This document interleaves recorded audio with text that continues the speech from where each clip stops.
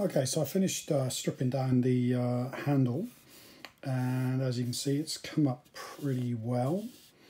There's a couple of little marks just here which must have been from, I'm guessing from when the rod was built, don't really know. What I did do is I quickly ran some sandpaper just to take the hard edge off this.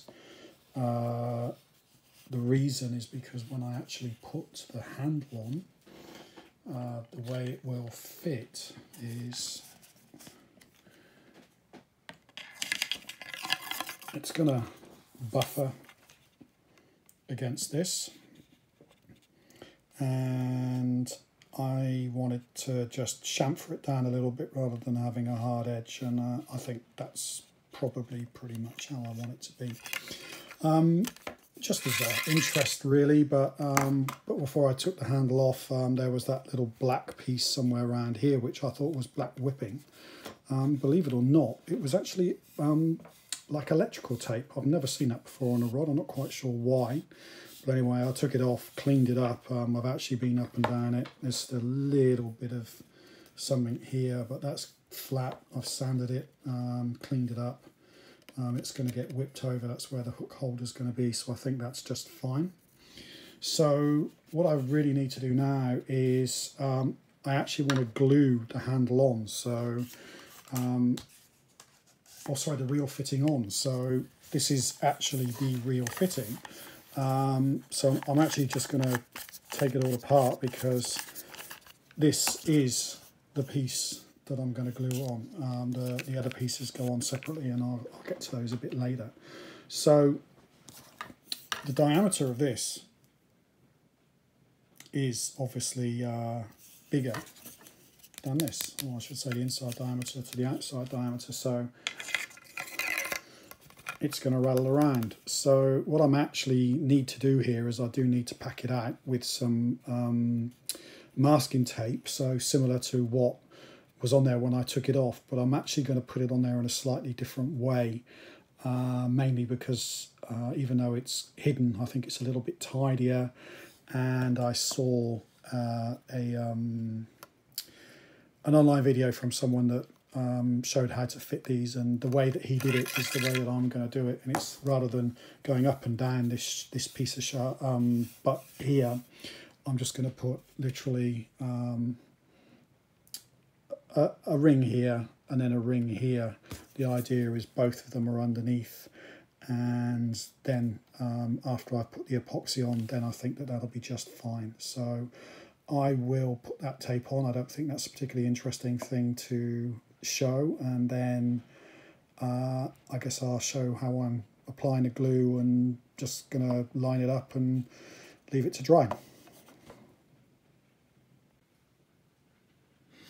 Okay, as you can see, I've now put two sort of rings of masking tape on the butt, and they, when I try that fitting section on there, it's reasonably snug, and in fact I can just feel that this ring is very, very slightly thinner than this one. I can't see it. There's no magic science to this. This was trial and error.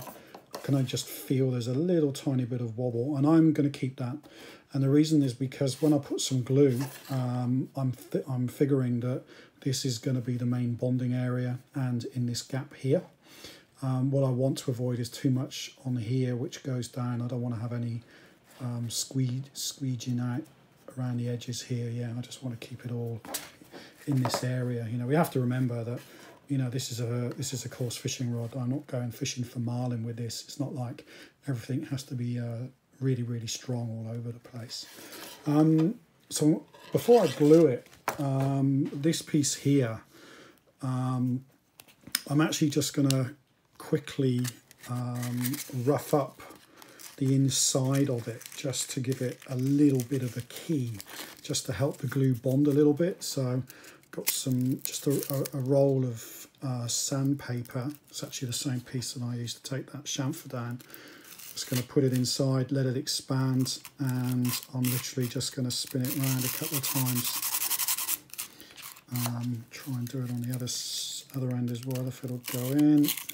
It will. Just very quickly.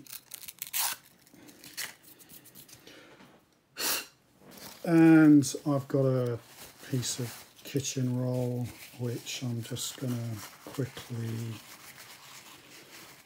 pass through it just to really wipe away. There we go. Wipe away any bits of dust. So that's kind of clean and got a little bit of a key, and hopefully that'll help it all stay together. Right.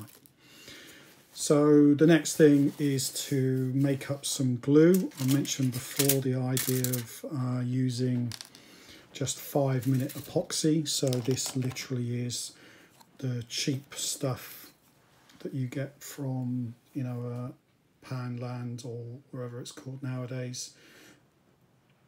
Cheap as chips, and it is the quick drying stuff. So I've got my little foil tray that I mentioned. I use this for the epoxy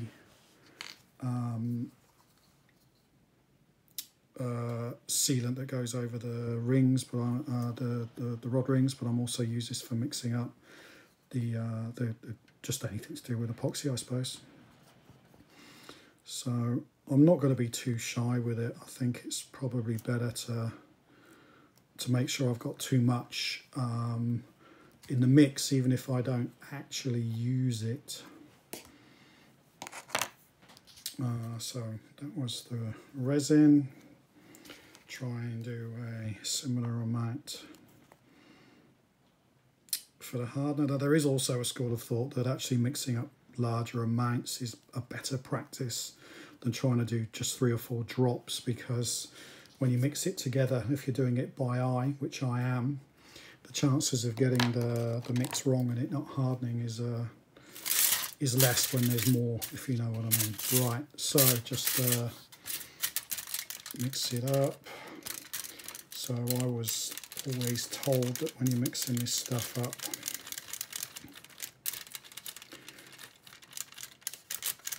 probably shouldn't be as vigorous as this, but it was probably a bit too enthusiastic, but it doesn't matter. But I was always told, however long you think you should mix it for, double it. So that's actually what I'm going to do. Right.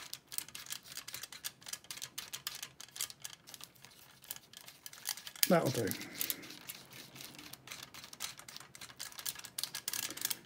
sure some say it's not enough, but right. So, I've got to try and do this on camera, see how this goes. The objective really is to try and get glue up in here, around here. Any that runs down goes onto this bit. I want to try to avoid getting any that's going to sandwich out around here. Now, there are some people who are professional rod builders and they know a lot more about this stuff than I do. They say that using masking tape isn't necessarily the best approach, and you should whip braid or string to act as a packer. They're probably right, but from ease and everything, this is what I do, and it seems to work just fine. But bearing in mind that using masking tape, the reason for it being maybe not such a great idea is if any water or anything gets in there and could just cause things to come unstuck, then what I actually want to do is always get a pretty good smidge of glue actually on this piece here, so that it kind of acts as a seal, yeah? Knowing that if there is any water that's going to run down here, any problems there, hopefully the glue's going to act as a first line of defense for the masking tape. Right, so what have I got? I've got a pretty good application on there.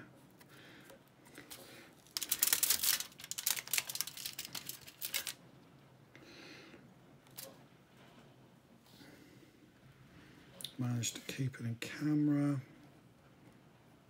I'm filming this on my phone. I don't have a working GoPro, unfortunately, so this is the way it is. But you know, this is all about giving somebody the idea of what to do, so I'm sure that there's enough to be going on with. Right, just going to try and keep any glue like that.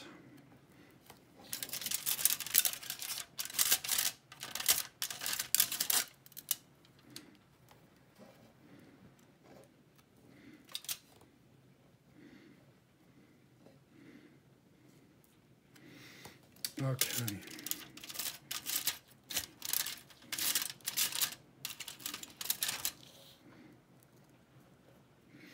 I think that'll be it.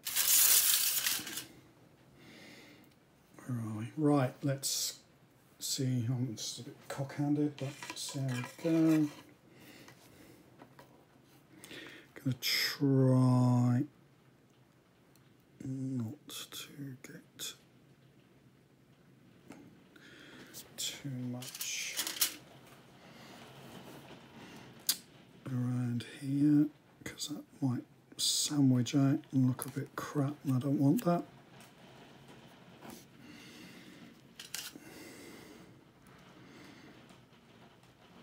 Got a bit more sandwiching coming down, but that's kind of the way it is. We got a little bit of a vacuum, sort of pulled it back under, that's good. Just give it a little bit of a, just wipe it in there, that'll be okay.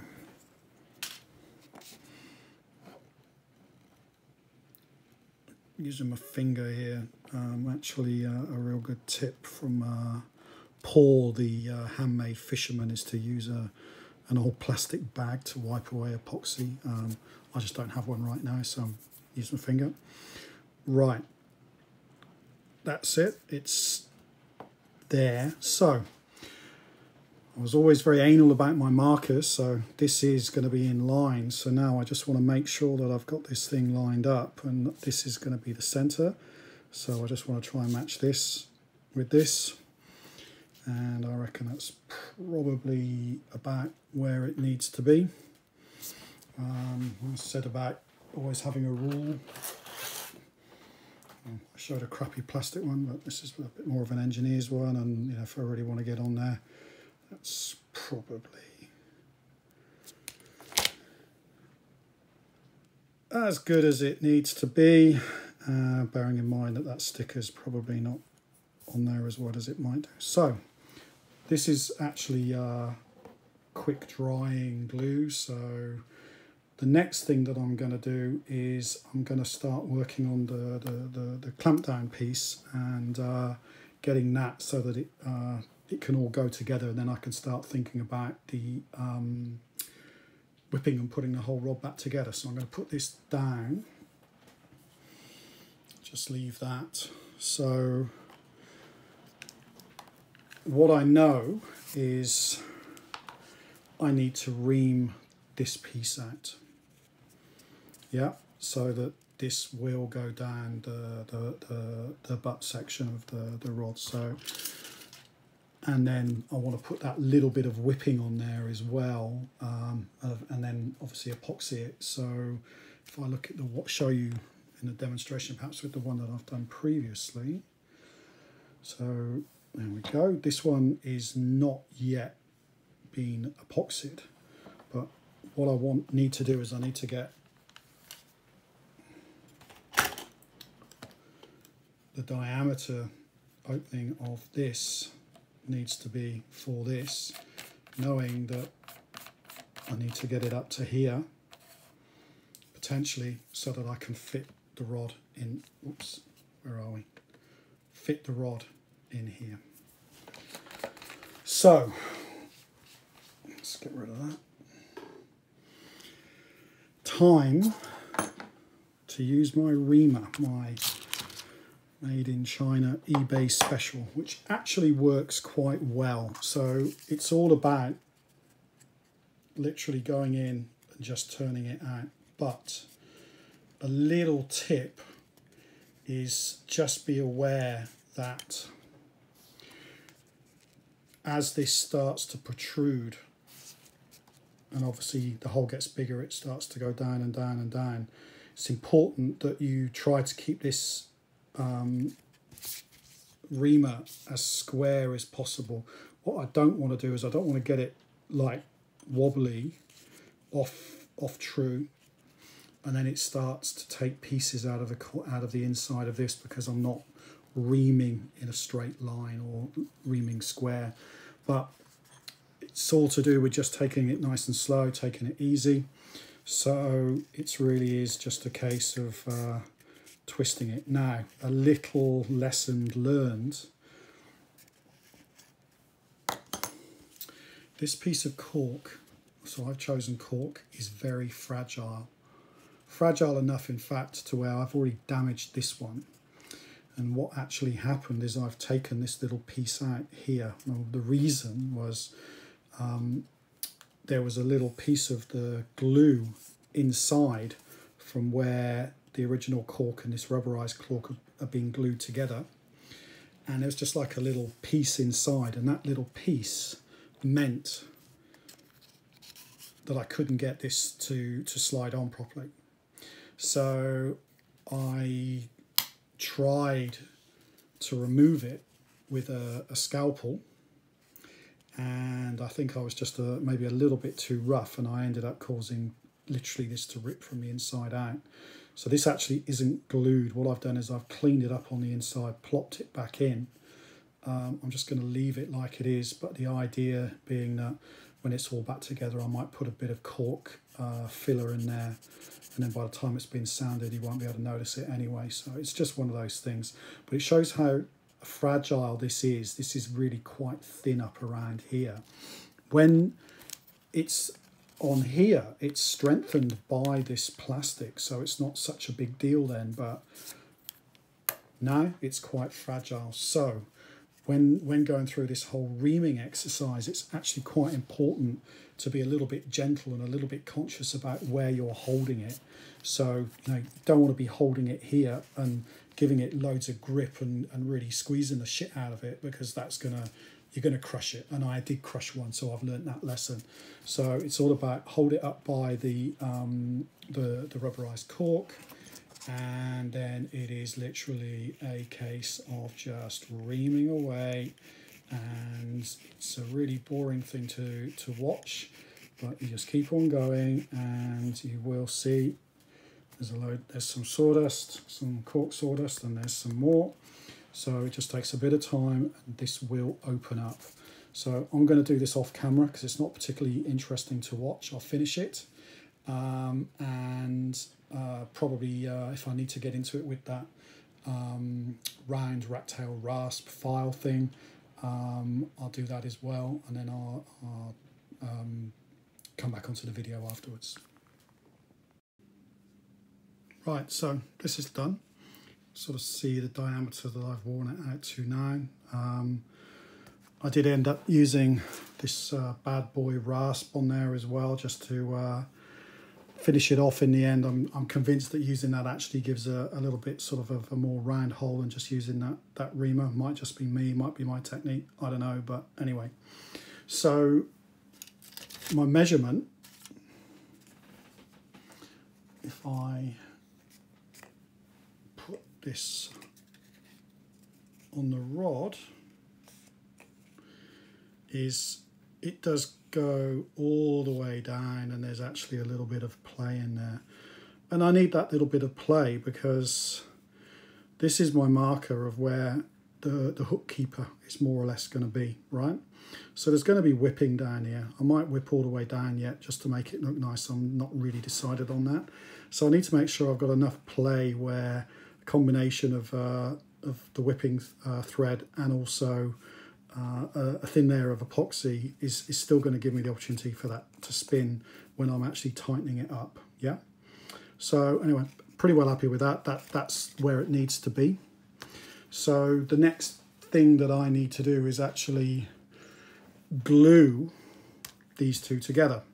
So this needs to go on to this, I've experimented with glues and the right and the wrong way of doing this, and I've actually found that just using the 5-minute epoxy does actually just seem to be the best solution for it. So that's what I'm going to do. And in true Blue Peter fashion, I've actually made up a bit of epoxy already, just with the for the fact that you don't need to watch me making it again. It's not really that exciting, right? So doesn't need to be a whole lot. In fact, where I've been talking, this stuff is already starting to go off, but I think it'll be all right. It's not a super high stress, maybe even a little bit of, might stop it from going all the way down, might actually be a blessing in disguise. So bit of a coverage, don't really want any in there. This, I'm gonna put it on with a bit of a twist. Right, so I've got some excess floating around. Before I push it really tight, I am actually, can see a little bit of excess there. Just gonna remove that. Remove that.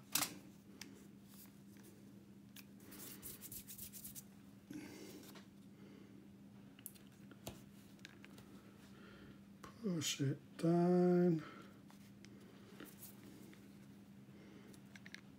Yeah, you can see there's some little bits just floating, oops, little bits just floating around in there, but for what I want, I think this is just fine. There's no really big blobs anywhere, and I know it's going to stay put. So that is pretty well